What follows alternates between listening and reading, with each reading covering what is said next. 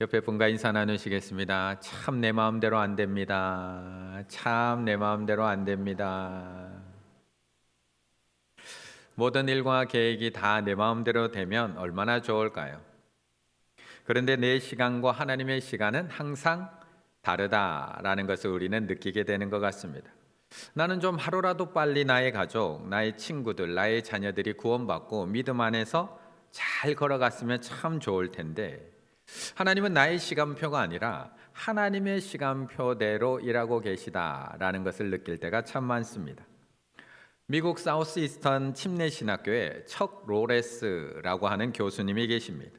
이 교수님이 한 기독교 잡지에 글을 썼는데 기고를 했는데 제목이 하나님을 기다리는 것이 힘들다라는 제목의 글을 쓰셨습니다. 자신은 13살 때 하나님을 믿게 되었고 지금은 신학교 교수가 되었고 또한 대학 원장이 되었는데 자신의 부모님은 그렇게 오랜 시간 동안 기도를 했음에도 불구하고 하나님의 일하심은 너무나 더디더라는 것을 경험하게 됩니다. 아버지께서는 자신이 기도한 지 무려 36년 만인 71세에 하나님 예수님을 영접하셨고 그 이후에 예전에 그 아버지가 맞나? 라고 의심될 정도로 극단적인 변화를 경험하게 됩니다. 그리고 어머니는 더 오랜 시간이 걸립니다. 아버지가 구원받으신 지 또 11년이나 더 지난 이후에 어머니 나이 79세에 예수님을 영접하셨고 구원받으신 후에 6개월을 살다가 하나님의 품에 안기셨습니다. 결국 자신이 기도한 지 아버지는 36년, 어머니는 47년의 시간이 지난 후에야 기도 응답이 되었다고 합니다. 이 척 로레스 교수님은 자신의 기도에 대한 응답은 이게 늦게 이루어지는 그것에 대해서 이렇게 이야기를 합니다.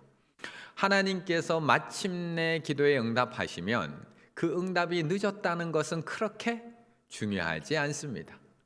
부모님 두 분 모두가 예수님을 만나셨다는 것을 알게 되었을 때 하나님께서는 그 기도에 수십 년 걸리신 것은 더 이상 문제가 되지 않습니다. 저는 단지 그분께서 이루신 일, 그것에 대해서 찬양을 드렸습니다. 10년이 걸렸든 20년이 걸렸든 결국 두 분 다 구원을 얻고 또 하나님 나라에 가셨기 때문에 그 기간은 그렇게 중요하지 않더라고 기억을 하고 있습니다. 하지만 이 교수님은 아직도 기도하고 있답니다. 매일매일 가족들과 친구들을 위해서. 아직 50년 이상 기도해오고 있는 누나가 있고 14년 이상 기도해오고 있는 사랑하는 친구도 있다고 합니다.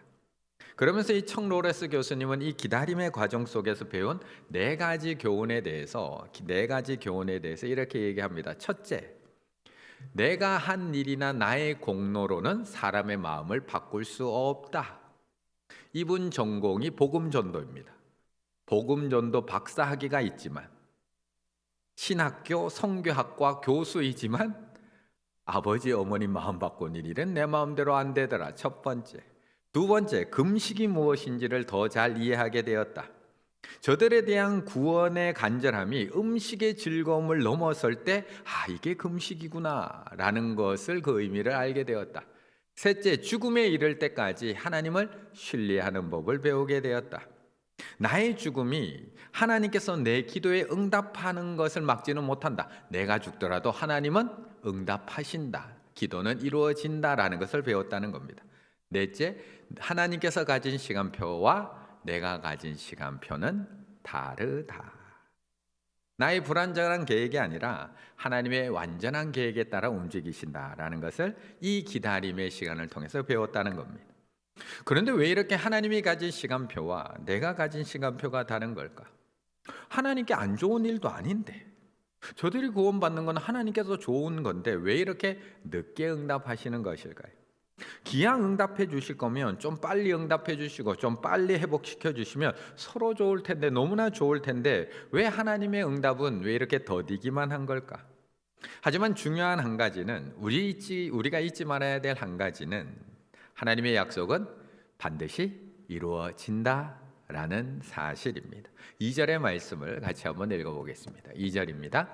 곧 그 통치 원년에 나 다니엘이 책을 통해 여호와께서 말씀으로 선지자 예레미야에게 알려주신 그 연수를 깨달았나니 곧 예루살렘의 황폐함이 70년 만에 그치리라 하신 것이니라. 아멘. 우리가 요즘 계속 살펴보고 있는 말씀은 창세기입니다. 사람은 약속을 참 잘 잊어버립니다. 시간이 조금 지나도 잊어버리고, 조금만 먹고 살만해져도 잊어버리고, 조금만 입장이 달라져도 그 약속을 새까맣게 잊어버립니다. 결혼할 때 아내와 했던 약속 기억하고 계시나요? 결혼할 때 남편과 했던 약속 기억하시나요? 저도 결혼할 때는 참 큰 소리로 대답했거든요. 그런데 하나도 기억이 안 납니다. 언제 그렸나는 듯이 오늘도 모르는 척 살아가고 있습니다. 이처럼 우리의 약속은 언제나 깨어집니다. 물론 우리가 의도하고 깨뜨리지는 않습니다. 나 약속 안 지켜야지 하고 깨뜨리는 사람은 없습니다.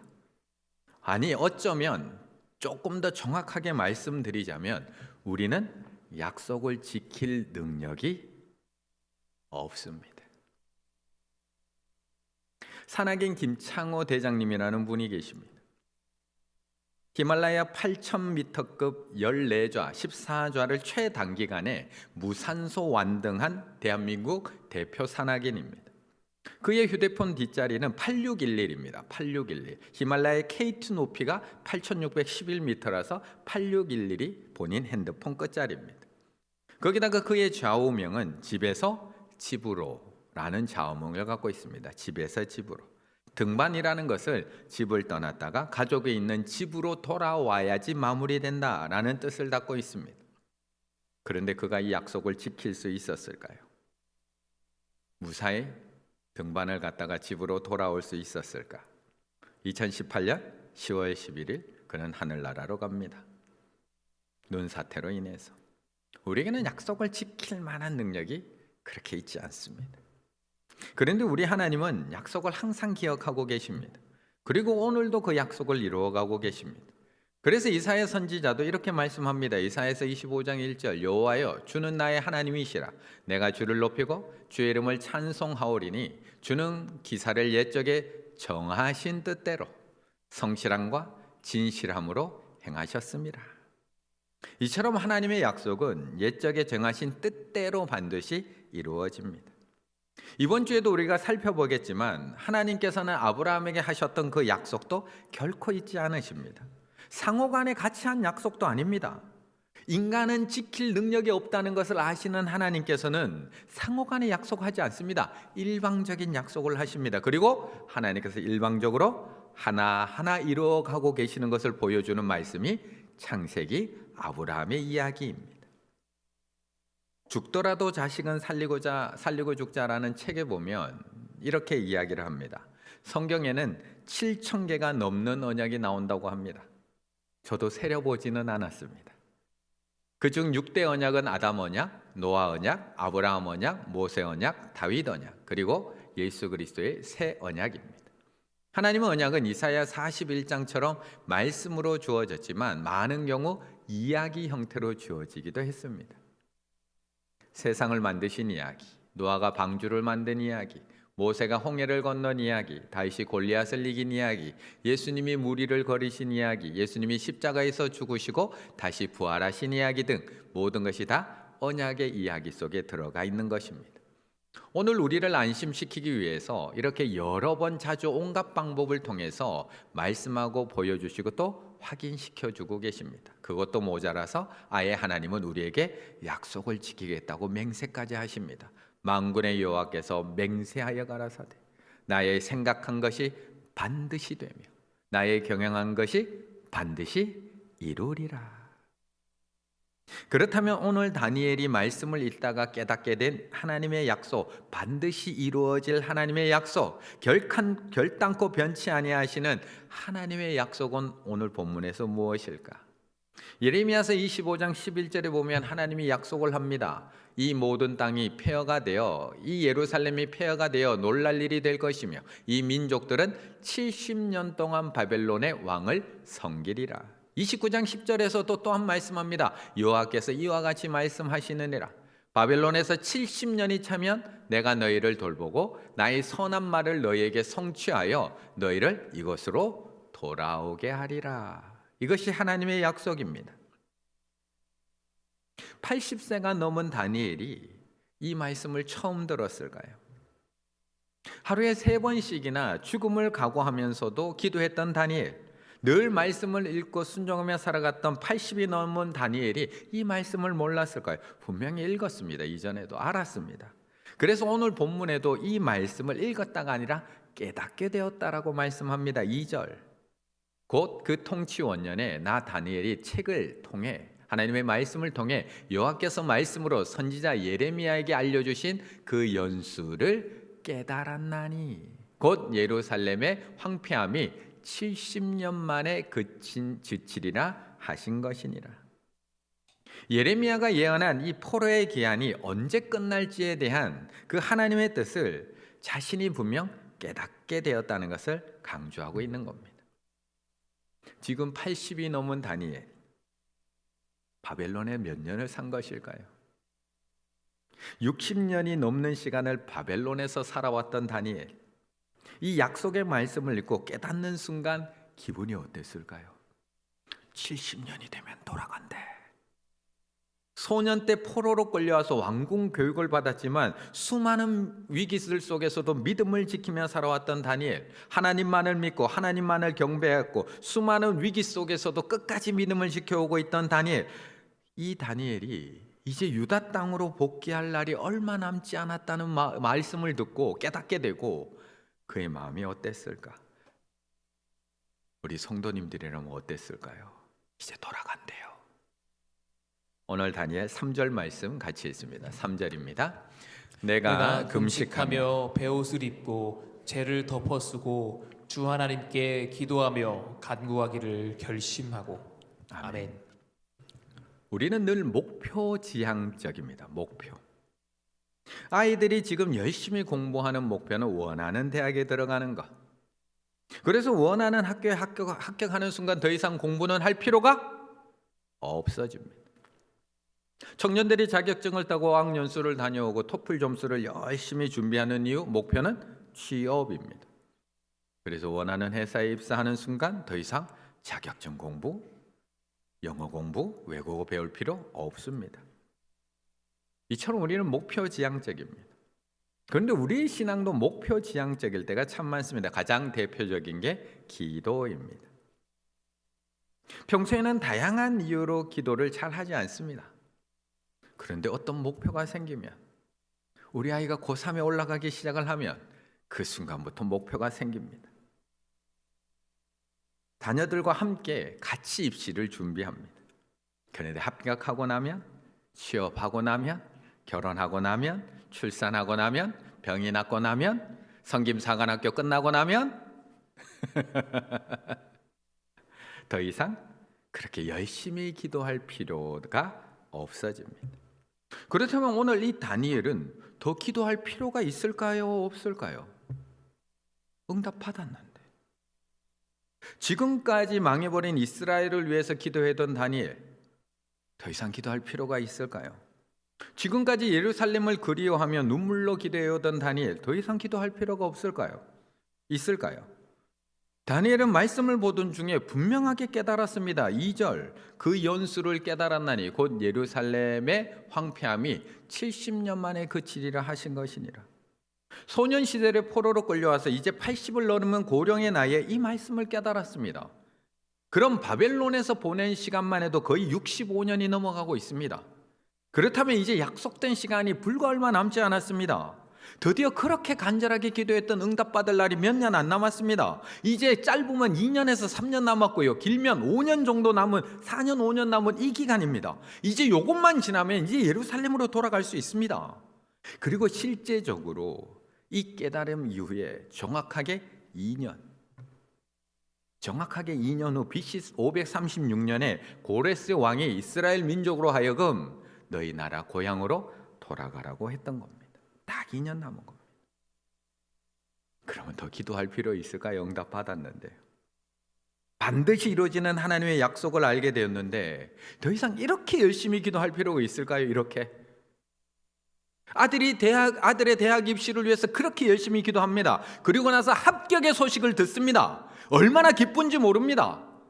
계속 기도하고 있을까요? 아직 학교에 들어간 건 아니지만 합격 소식 들었거든요. 그럼 여기저기 다니면서 자랑하기 바쁩니다. 합격했어. 내가 얼마나 기도했는데 기도 응답 받았어. 이거 이야기하러 가야죠. 아니면 등록금이 얼마인지, 방은 어떻게 해야 될지, 기숙사는 방은 따로 얻어야 될지, 아니면 기숙사가 붙을지, 돈은 얼마를 더 구해야 될지, 학자금 대출을 받아야 될지, 알바 자리를 알아보고 입학 준비하러 가야 되잖아요. 응답 받았는데.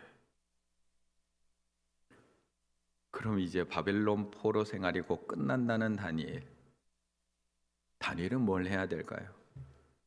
내가 응답 받았는데 이 기쁜 소식 전하러 가야 되는 것 아닐까요? 아니면 바벨론에 있는 자기 집 정리해야 되는 것 아닐까요? 여기서 이룬 재산이 얼만데 이거 정리하고 돌아갈 준비해야 되는 것 아닐까요? 아니면 예루살렘에 돌아가서 어떻게 해야 될지 가서 가족들하고 의논하고 계획 세워야 되는 것 아닐까요? 아니면 우리들처럼 드디어 내가 응답받았다고 여기저기 다니면서 이야기하러, 다른 유대인들에게 자랑하러 달려가야 되는 것 아닐까요?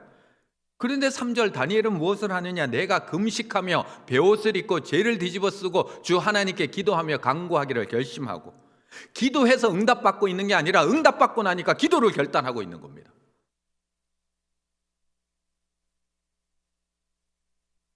하나님이 약속하신 그 시간이 이제 얼마 남지 않았다는 것을 알고 나서 간구하기를 결심하고 있는 겁니다.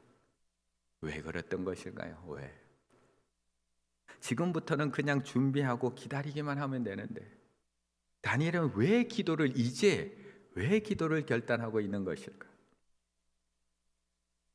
우리는 늘 응답에만 관심이 있습니다. 하지만 하나님은 관계에 관심을 두고 계십니다. 하나님은 언제나 열매보다 관계를 먼저 말씀하십니다. 관계는 1순위이고 응답은 거기에 따라오는 겁니다. 그래서 하나님 안에 거하는 것이 가장 큰 복이고 모든 것을 다 가진 존재가 되는 겁니다. 그래서 요한복음 15장 7절에도 너희가 내 안에 거하고 내 말이 너 안에 거하면 무엇이든지 원하는 대로 구하라. 그리하면 이루리라고 말씀하고 있는 겁니다. 우리의 1순위는 무엇일까요? 우리의 1순위. 오늘은 우리가 왜 기도하러 나왔을까요? 기도의 응답 때문일까요? 아니면 하나님과의 관계 때문일까요? 그래서 오늘 다니엘은 하나님의 계획을 다 알고도 하나님께 기도할 거를 결심합니다. 이미 하나님의 시간표가 다 있다는 것을 깨닫게 되었지만 하나님 앞에 간구하기를 결심하고 있습니다. 그러자 놀라운 말씀이 이어집니다. 9장 23절. 곧 내가 기도를 시작할 즈음에 명령을 내렸으므로. 곧 내가 기도를 시작할 즈음에 명령을 내렸으므로. 영어 성경 NIV로 보게 되면 이 본문이 As soon as you began to pray. As soon as. 뭐뭐 하자마자. As soon as. 기도를 시작하자마자. 다니엘의 기도의 목적은 응답이 아닙니다. 관계입니다. 그런데 그 하나님의 안에 거하자마자 하나님이 일하기 시작합니다. 이스라엘과의 깨어진 관계 때문에 마음 아파하시는 하나님의 마음을 알게 되자마자, 깨어진 하나님과의 관계가 회복되자마자 하나님이 일하기 시작하는 것을 보여주고 있는 겁니다. 오늘 이 밤에도 우리 가운데 기도의 응답이 아니라 하나님과의 관계 회복이 임하기를 바라겠습니다. 그렇다면 오늘 이 시간 우리 다니엘이 하나님과의 이 관계 회복을 위해서 무슨 기도를 드렸던 것일까? 하나님께 기도와 간구를 결심한 다니엘은 도대체 어떤 기도를 드린 것일까? 5절의 말씀을 같이 한번 읽겠습니다. 5절입니다. 우리는 이미 범죄하여 패역하며 행악하며 반역하여 주의 법도와 규례를 떠났사오며. 아멘. 오늘 다니엘이 기도하는 모습은 다니엘이 평소에 기도하는 모습과 너무나 다른 모습입니다. 다니엘이 지난주에 살펴보았던 것처럼 평소에는 하루에 3번 창문을 열어둔 채 기도했지만 오늘 기도하는 모습은 그때와 너무나 다릅니다. 바로 심각한 범죄 이후에 참회와 속죄와 자복하는 모습으로 하나님 앞에 기도하고 있습니다. 3절 이렇게 얘기합니다. 내가 금식하며 베옷을 입고 죄를 덮어쓰고 주 하나님께 기도하며 간구하기를 결심하고. 다니엘은 이 예레미야를 읽던 중에 중요한 것을 깨닫게 됩니다. 단순히 70년이 지나면 예루살렘으로 돌아가게 될 것이라는 것만 알게 된 것이 아니라 나의 나라가 왜 망하게 되었는지를 알게 됩니다. 나의 조상들이 왜 비참하게 바벨론의 포로로 끌려가게 됐는지, 이 안타까운 일들이 왜 일어난 일인지, 그냥 일어난 일이 아니라 이스라엘의 범죄함 때문에 일어났다는 것을 정확하게 깨닫게 된 겁니다. 그냥 70년 만에 돌아가게 돼만 깨닫게 된 게 아니라 왜 끌려오게 되고 왜 이 시간을 보내야 됐는지를 깨닫게 된 겁니다. 그래서 다니엘은 지금 회개하며 자복하기를 시작합니다. 음식 먹기를 중단하고 하나님 앞에 참회와 슬픔으로 나아가기 시작을 합니다. 5절부터 베옷을 입고 대지를 뒤집어 쓰고 자신의 가슴을 치며 자복하기 시작하며 기도하는 내용들이 5절부터 11절까지 쭉 기록되어 있는데 똑같습니다.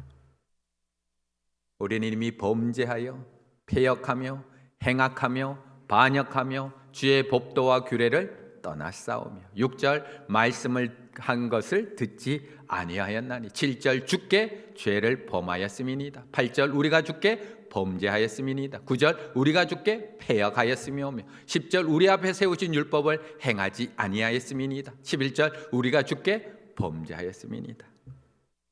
계속 똑같습니다. 똑같습니다.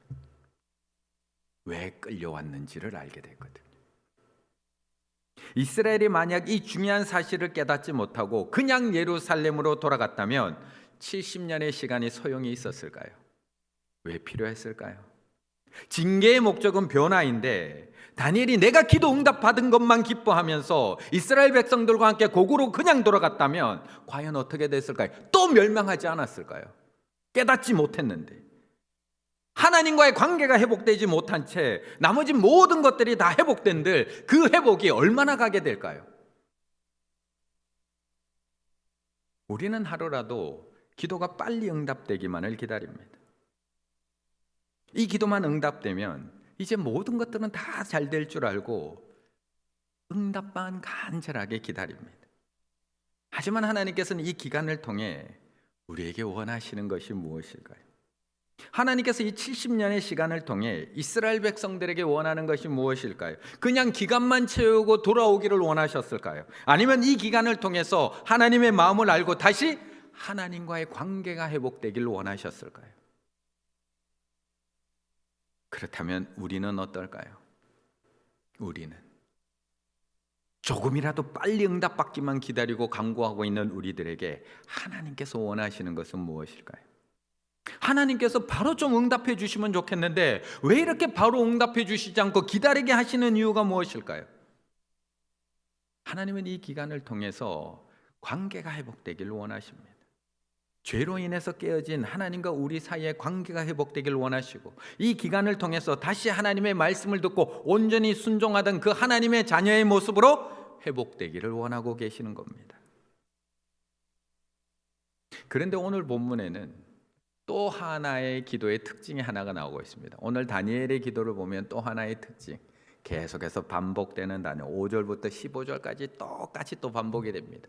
우리는 이미 범죄하며 우리가 또 주의 종 선지자들이 우리의 왕들과 우리의 고관과 우리 얼굴로 돌아오미 주여 수치가 우리에게 돌아오고 우리의 왕들과 우리의 고관과 우리가 주께 주 우리 하나님께는 이는 우리가 우리 하나님 우리 앞에 세우신 율법을 이 저주가 우리에게 이는 우리에게 내리사 우리와 우리 및 우리를 이 모든 재앙이 이미 우리에게 우리는 우리 하나님 우리에게 우리가 우리 주 우리는 끊임없이 우리를 이야기하고 있습니다.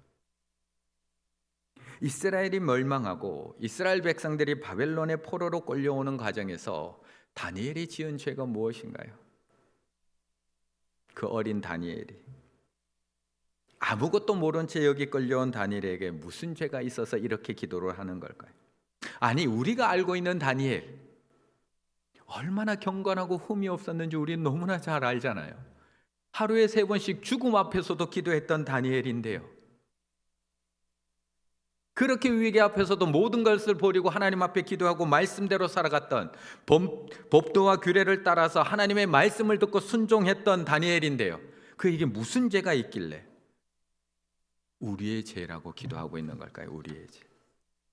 이렇게 흠없는 다니엘이라면, 이렇게 경건한 다니엘이라면 우리는 내가 조금만 흠없어도 다른 사람 지적하잖아요. 아이고, 장로들이 기도도 안 하고 권사들이 봉사도 안 하고, 내가 봉사하면 봉사 갖고 얘기합니다. 내가 기도하면 기도 갖고 얘기합니다. 내가 예배 잘 드리면 예배 갖고 지적합니다. 왜요? 내가 흠이 없으니까. 그럼 다니엘이 이 정도 흠 없는 사람이라면, 아이고, 조상들이 죄를 지어서. 아니요, 다니엘은 예수님께서 우리의 죄를 사하여 주시옵고라고 하나님 앞에 기도하는 것처럼 다니엘은 우리라는 이름으로 하나님 앞에 회개의 기도를 드리고 있습니다. 우리라는 이름으로. 하나님은 이 징계의 시간을 통해서 하나님과의 관계뿐만 아니라 우리의 관계도 회복되기를 원하고 계신다는 겁니다. 우리의 관계도. 양쪽으로 나누어져서 너 때문이야, 너 때문에 우리나라가 이렇게 된 거야, 너희들 때문이야, 너희들 때문이야, 이렇게 서로를 지적하기 원하는 것이 아니라 우리의 관계도 회복되길 원하십니다. 우리가 이렇게 포로가 된 것도 다 조상들 때문이고, 나라가 이렇게 어렵게 된 것들도 다 너희들 때문이고, 원망하고 살아가고 있는 이스라엘 백성들이 이대로 다시 고향으로 돌아가 봤자 뭐가 회복이 되나요? 무엇이 회복이 되나요? 이스라엘이 회복될 수 있을까요? 그렇게 돌아간들 70년이 다 되어서. 하나님은 다니엘을 통해서 이스라엘 민족들이 다시 우리의 죄를 고백하고 함께 회개하고 함께 자복하며 함께 하나님 앞으로 나아가기를 원하고 계셨던 겁니다. 오늘 이 밤 우리 성도님들은 무엇을 위해서 기도하러 이 자리에 나오셨습니까? 하루라도 빨리 내 기도의 제목이 응답되길 바라는 마음으로 나오셨습니까? 하루라도 빨리 이 힘든 시간이 좀 빨리 벗어났으면 하는 마음으로, 회복되길 원하는 마음으로 나오셨습니다. 그런데 정말 그 기도만 응답되면 다 회복될 수 있을까요? 그 문제만 해결되면 모든 것이 다 회복될 수 있을까요? 하나님과의 관계가 먼저 회복되어야 되지 않을까요? 가족과의 관계가 먼저 회복되어야 되지 않을까요?